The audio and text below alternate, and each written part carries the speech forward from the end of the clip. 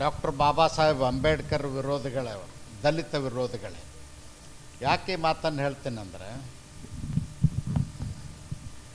ಶ್ರೀಮತಿ ಇಂದಿರಾ ಗಾಂಧಿಯವರು ಪ್ರಧಾನಮಂತ್ರಿ ಆಗಿದ್ದಂಥ ಕಾಲದಲ್ಲಿ ಸಂವಿಧಾನವನ್ನು ಅಮಾನತಿನಲ್ಲಿಟ್ಟು ತುರ್ತು ಪರಿಸ್ಥಿತಿ ಹೇರಿ ಆಡಳಿತವನ್ನು ಮಾಡಿದಂಥವ್ರು. ಅವರು ತಮ್ಮ ಕುರ್ಚಿ ಆಸೆಗಾಗಿ, ಮತ ಬ್ಯಾಂಕದ ಆಸೆಗಾಗಿ ಏನು ಬೇಕಾದರೂ ತಿದ್ದುಪಡಿ ಮಾಡ್ತಾರೆ. ಹೇಳೋದು ದಲಿತರ ಪರ, ಹಿಂದುಳಿದವ್ರ ಪರ, ಅಲ್ಪಸಂಖ್ಯಾತರ ಪರ ಅಂತ ಭಾಷಣ ಮಾಡ್ತಾರೆ. 75 ವರ್ಷದಲ್ಲಿ ದಲಿತರು ಉದ್ಧಾರ ಆಗ್ತಕ್ಕಂಥ ಶಿಕ್ಷಣಕ್ಕೆ ಮಹತ್ವ ಕೊಡಲಿಲ್ಲ, ದಲಿತರಿಗೆ ಉದ್ಯೋಗ ಕೊಡಲಿಲ್ಲ, ಅಲ್ಪಸಂಖ್ಯಾತರಿಗೆ ಉದ್ಯೋಗ ಕೊಡಲಿಲ್ಲ. ಬರೀ ಸುಳ್ಳು ಭಾಷಣಗಳನ್ನೇ ಹೇಳಿಕೊಂಡು ಮೋಸ ಮಾಡಿ ಅಧಿಕಾರದಲ್ಲಿ ಇದ್ದಂಥವ್ರು. ಅವರು ಇವತ್ತು ಕರ್ನಾಟಕದಲ್ಲಿ ಸಿದ್ದರಾಮಯ್ಯನವ್ರ ಸರ್ಕಾರ ಬಂದ ಮೇಲಂತೂ ಇದೊಂದು ಲಜ್ಜೆಗೆಟ್ಟ ಸರ್ಕಾರ, ಬಂಡ ಸರ್ಕಾರ. ಯಾಕೆ ಈ ಮಾತನ್ನು ಹೇಳ್ತೀನಂದ್ರೆ,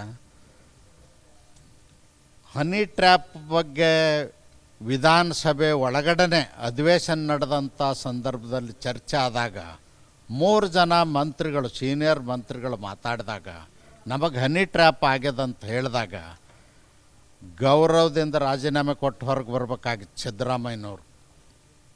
ಆಡಳಿತ ಮಾಡುವಂಥ ನೈತಿಕತೆಯನ್ನು ಕಳ್ಕೊಂಡವರು ಸಿದ್ದರಾಮಯ್ಯನವರು. ಅದಕ್ಕೆ ಉತ್ತರನೇ ಕೊಡ್ತಾ ಇಲ್ಲ.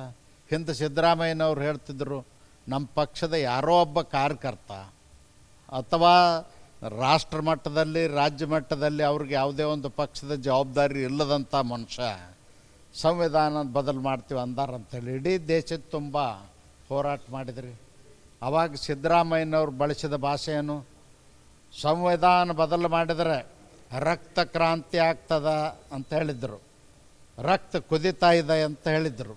ಹಾಗಾದರೆ ಸಿದ್ದರಾಮಯ್ಯನವ್ರ ರಕ್ತ ಇವತ್ತು ತಣ್ಣಗಾಗಿದೆಯಾ? ಕುದಿತಾ ಇಲ್ಲ.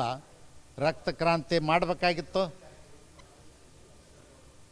ರಾಜ್ಯದ ಅಧ್ಯಕ್ಷರು ಡಿ ಕೆ ಶಿವಕುಮಾರ್ ಅವರು, ಉಪಮುಖ್ಯಮಂತ್ರಿಗಳು, ಜವಾಬ್ದಾರಿ ಸ್ಥಾನದಲ್ಲಿದ್ದಂಥವ್ರು, ಅವ್ರು ಹೇಳಿದ್ದನ್ನು ಯಾವ ರೀತಿ ಸಮರ್ಥನೆ ಮಾಡ್ಕೊಳ್ತಾರೆ ಸಿದ್ದರಾಮಯ್ಯವ್ರು ಹೇಳಬೇಕಲ್ಲ.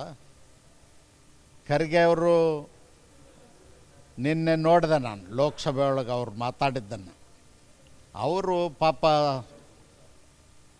ತಮ್ಮ ಕುರ್ಚಿ ಆಸೆಗಾಗಿ ಸೋನಿಯಾ ಗಾಂಧಿಯವ್ರನ್ನ, ರಾಹುಲ್ ಗಾಂಧಿಯವ್ರನ್ನ ಖುಷಿ ಪಡಿಸಲಿಕ್ಕೆ ಮಾತಾಡ್ತಾ ಇದ್ದಾರೆ. ಅದರಲ್ಲೇನು ಅರ್ಥ ಇಲ್ಲ. ಅವರು ಅಂಬೇಡ್ಕರ್ ಅನುಯಾಯಿ ಆಗಿದ್ದರೆ 5 ಕ್ಷಣನೂ ತಡ್ಕೊಳ್ಬಾರ್ದಾಗಿತ್ತು, ಕ್ರಮ ಆಗಬೇಕಾಗಿತ್ತು. ಇವತ್ತೇನು ಮಾಡ್ತಾ ಇಲ್ಲ. ಅದಕ್ಕೆ ಕಾಂಗ್ರೆಸ್ನವರು ಇಂಥದೇ ಬೊಗಳೆ ಹೇಳ್ಕೊಂಡು ಓಡಾಡ್ತಾ ಇರ್ತಾರೆ. ಸರ್, ಈಗ ಡಿ ಕೆ ಶಿವಕುಮಾರ್ ಅವರು ಹೇಳ್ತಾರೆ, ನಾನಂತ ಹೇಳಿಕೆನೇ ಕೊಟ್ಟಿಲ್ಲ.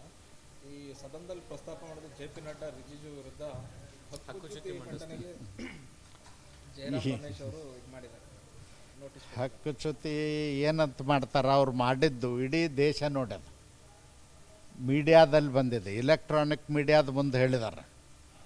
ಮೊದಲಾಗಿಲ್ಲ ಕಾಲ, ಏನಾದರೂ ಮಾತಾಡಿನ ಹಂಗೆ ಮಾತಾಡಿಲ್ಲ ಅಂತ ಹೇಳಿದ್ರೆ ನಡೆಯೋದಿಲ್ಲ. ಈಗ ಕೆಮ್ಮಿದ್ರೆ ಗುಮ್ತಾರೆ. ಇಂಥ ಕಾಲ ಇದು. ಎಲ್ಲರೂ ನೋಡಿದ್ದಾರೆ. 140 ಕೋಟಿ ಜನ ಡಿ ಕೆ ಶಿವಕುಮಾರ್ ಏನು ಮಾತಾಡಿದ್ದಾರೆ ಇಲೆಕ್ಟ್ರಾನಿಕ್ ಮೀಡಿಯಾದ ಮುಂದಂತ ಎಲ್ಲರೂ ನೋಡಿದ್ದಾರೆ. ಕ್ಲಿಪ್ಪಿಂಗ್ಸ್ ಅದಾವು. ಅದಕ್ಕೆ ಅವರು ಸುಮ್ಮನೆ ಬಂಡಾಟ, ಜನರ ಅಟೆನ್ಷನ್ ಬೇರೆ ಕಡೆ ಡೈವರ್ಟ್ ಮಾಡೋ ಸಲುವಾಗಿ ಮತ್ತು ದಲಿತರಿಗೆ ಮಿಸ್ಗೈಡ್ ಮಾಡೋ ಸಲುವಾಗಿ ಏನಾದರೂ ಇಂಥ ಕುತಂತ್ರಗಳನ್ನ ಮಾಡ್ತಾಯಿರ್ತಾರೆ. ಡಾಕ್ಟರ್ ಬಾಬಾ ಸಾಹೇಬ್ ಅಂಬೇಡ್ಕರ್ ವಿರೋಧಿಗಳೇ, ದಲಿತ ವಿರೋಧಿಗಳೇ. ಯಾಕೆ ಈ ಮಾತನ್ನು ಹೇಳ್ತೀನಂದರೆ, ಶ್ರೀಮತಿ ಇಂದಿರಾ ಗಾಂಧಿಯವರು ಪ್ರಧಾನಮಂತ್ರಿ ಆಗಿದ್ದಂಥ ಕಾಲದಲ್ಲಿ ಸಂವಿಧಾನವನ್ನು ಅಮಾನತಿನಲ್ಲಿಟ್ಟು ತುರ್ತು ಪರಿಸ್ಥಿತಿ ಹೇರಿ ಆಡಳಿತವನ್ನು ಮಾಡಿದಂಥವ್ರು. ಅವರು ತಮ್ಮ ಕುರ್ಚಿ ಆಸೆಗಾಗಿ, ಮತ ಬ್ಯಾಂಕದ ಆಸೆಗಾಗಿ ಏನು ಬೇಕಾದರೂ ತಿದ್ದುಪಡಿ ಮಾಡ್ತಾರೆ. ಹೇಳೋದು ದಲಿತರ ಪರ, ಹಿಂದುಳಿದವ್ರ ಪರ, ಅಲ್ಪಸಂಖ್ಯಾತರ ಪರ ಅಂತ ಭಾಷಣ ಮಾಡ್ತಾರೆ. 75 ವರ್ಷದಲ್ಲಿ ದಲಿತರು ಉದ್ಧಾರ ಆಗ್ತಕ್ಕಂಥ ಶಿಕ್ಷಣಕ್ಕೆ ಮಹತ್ವ ಕೊಡಲಿಲ್ಲ, ದಲಿತರಿಗೆ ಉದ್ಯೋಗ ಕೊಡಲಿಲ್ಲ, ಅಲ್ಪಸಂಖ್ಯಾತರಿಗೆ ಉದ್ಯೋಗ ಕೊಡಲಿಲ್ಲ. ಬರೀ ಸುಳ್ಳು ಭಾಷಣಗಳನ್ನೇ ಹೇಳಿಕೊಂಡು ಮೋಸ ಮಾಡಿ ಅಧಿಕಾರದಲ್ಲಿ ಇದ್ದಂಥವ್ರು ಅವರು. ಇವತ್ತು ಕರ್ನಾಟಕದಲ್ಲಿ ಸಿದ್ದರಾಮಯ್ಯನವ್ರ ಸರ್ಕಾರ ಬಂದ ಮೇಲಂತೂ ಇದೊಂದು ಲಜ್ಜೆಗೆಟ್ಟ ಸರ್ಕಾರ, ಬಂಡ ಸರ್ಕಾರ. ಯಾಕೆ ಈ ಮಾತನ್ನು ಹೇಳ್ತೀನಿ ಅಂದ್ರೆ, ಹನಿ ಟ್ರ್ಯಾಪ್ ಬಗ್ಗೆ ವಿಧಾನಸಭೆ ಒಳಗಡೆ ಅಧಿವೇಶನ ನಡೆದಂಥ ಸಂದರ್ಭದಲ್ಲಿ ಚರ್ಚೆ ಆದಾಗ 3 ಜನ ಮಂತ್ರಿಗಳು, ಸೀನಿಯರ್ ಮಂತ್ರಿಗಳು ಮಾತಾಡಿದಾಗ ನಮಗೆ ಹನಿ ಟ್ರ್ಯಾಪ್ ಆಗ್ಯದಂತ ಹೇಳಿದಾಗ ಗೌರವದಿಂದ ರಾಜೀನಾಮೆ ಕೊಟ್ಟು ಹೊರಗೆ ಬರಬೇಕಾಗಿತ್ತು ಸಿದ್ದರಾಮಯ್ಯನವರು. ಆಡಳಿತ ಮಾಡುವಂಥ ನೈತಿಕತೆಯನ್ನು ಕಳ್ಕೊಂಡವರು ಸಿದ್ದರಾಮಯ್ಯನವರು. ಅದಕ್ಕೆ ಉತ್ತರನೇ ಕೊಡ್ತಾ ಇಲ್ಲ. ಹಿಂದೆ ಸಿದ್ದರಾಮಯ್ಯನವ್ರು ಹೇಳ್ತಿದ್ರು, ನಮ್ಮ ಪಕ್ಷದ ಯಾರೋ ಒಬ್ಬ ಕಾರ್ಯಕರ್ತ ಅಥವಾ ರಾಷ್ಟ್ರ ಮಟ್ಟದಲ್ಲಿ ರಾಜ್ಯ ಮಟ್ಟದಲ್ಲಿ ಅವ್ರಿಗೆ ಯಾವುದೇ ಒಂದು ಪಕ್ಷದ ಜವಾಬ್ದಾರಿ ಇಲ್ಲದಂಥ ಮನುಷ್ಯ ಸಂವಿಧಾನ ಬದಲು ಮಾಡ್ತೀವಿ ಅಂದಾರಂತೇಳಿ ಇಡೀ ದೇಶದ ತುಂಬ ಹೋರಾಟ ಮಾಡಿದ್ರಿ. ಆವಾಗ ಸಿದ್ದರಾಮಯ್ಯನವ್ರು ಬಳಸಿದ ಭಾಷೆ ಏನು? ಸಂವಿಧಾನ ಬದಲು ಮಾಡಿದರೆ ರಕ್ತ ಕ್ರಾಂತಿ ಆಗ್ತದ ಅಂತ ಹೇಳಿದರು, ರಕ್ತ ಕುದಿತಾ ಇದೆ ಅಂತ ಹೇಳಿದರು. ಹಾಗಾದರೆ ಸಿದ್ದರಾಮಯ್ಯನವ್ರ ರಕ್ತ ಇವತ್ತು ತಣ್ಣಗಾಗಿದೆಯಾ? ಕುದಿತಾ ಇಲ್ಲ. ರಕ್ತ ಕ್ರಾಂತಿ ಮಾಡಬೇಕಾಗಿತ್ತು. ರಾಜ್ಯದ ಅಧ್ಯಕ್ಷರು ಡಿ ಕೆ ಶಿವಕುಮಾರ್ ಅವರು, ಉಪಮುಖ್ಯಮಂತ್ರಿಗಳು, ಜವಾಬ್ದಾರಿ ಸ್ಥಾನದಲ್ಲಿದ್ದಂಥವ್ರು, ಅವ್ರು ಹೇಳಿದ್ದನ್ನು ಯಾವ ರೀತಿ ಸಮರ್ಥನೆ ಮಾಡ್ಕೊಳ್ತಾರೆ ಸಿದ್ದರಾಮಯ್ಯವ್ರು ಹೇಳಬೇಕಲ್ಲ. ಖರ್ಗೆ ಅವರು ನಿನ್ನೆ ನೋಡಿದೆ ನಾನು ಲೋಕಸಭೆ ಒಳಗೆ ಅವ್ರು ಮಾತಾಡಿದ್ದನ್ನು. ಅವರು ಪಾಪ ತಮ್ಮ ಕುರ್ಚಿ ಆಸೆಗಾಗಿ ಸೋನಿಯಾ ಗಾಂಧಿಯವ್ರನ್ನ, ರಾಹುಲ್ ಗಾಂಧಿಯವ್ರನ್ನ ಖುಷಿ ಪಡಿಸಲಿಕ್ಕೆ ಮಾತಾಡ್ತಾ ಇದ್ದಾರೆ. ಅದರಲ್ಲೇನು ಅರ್ಥ ಇಲ್ಲ. ಅವರು ಅಂಬೇಡ್ಕರ್ ಅನುಯಾಯಿ ಆಗಿದ್ದರೆ 5 ಕ್ಷಣನೂ ತಡ್ಕೊಳ್ಬಾರ್ದಾಗಿತ್ತು, ಕ್ರಮ ಆಗಬೇಕಾಗಿತ್ತು. ಇವತ್ತೇನು ಮಾಡ್ತಾ ಇಲ್ಲ. ಅದಕ್ಕೆ ಕಾಂಗ್ರೆಸ್ನವರು ಇಂಥದೇ ಬೊಗಳೆ ಹೇಳ್ಕೊಂಡು ಓಡಾಡ್ತಾ ಇರ್ತಾರೆ. ಸರ್, ಈಗ ಡಿ ಕೆ ಶಿವಕುಮಾರ್ ಅವರು ಹೇಳ್ತಾರೆ, ನಾನಂತ ಹೇಳಿಕೆನೇ ಕೊಟ್ಟಿಲ್ಲ.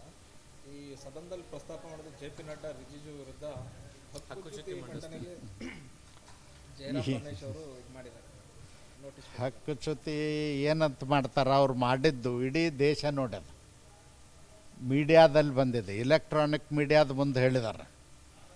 ಮೊದಲಾಗಿಲ್ಲ ಕಾಲ, ಏನಾದರೂ ಮಾತಾಡಿನ ಹಂಗೆ ಮಾತಾಡಿಲ್ಲ ಅಂತ ಹೇಳಿದ್ರೆ ನಡೆಯೋದಿಲ್ಲ. ಈಗ ಕೆಮ್ಮಿದ್ರೆ ಗುಮ್ತಾರೆ.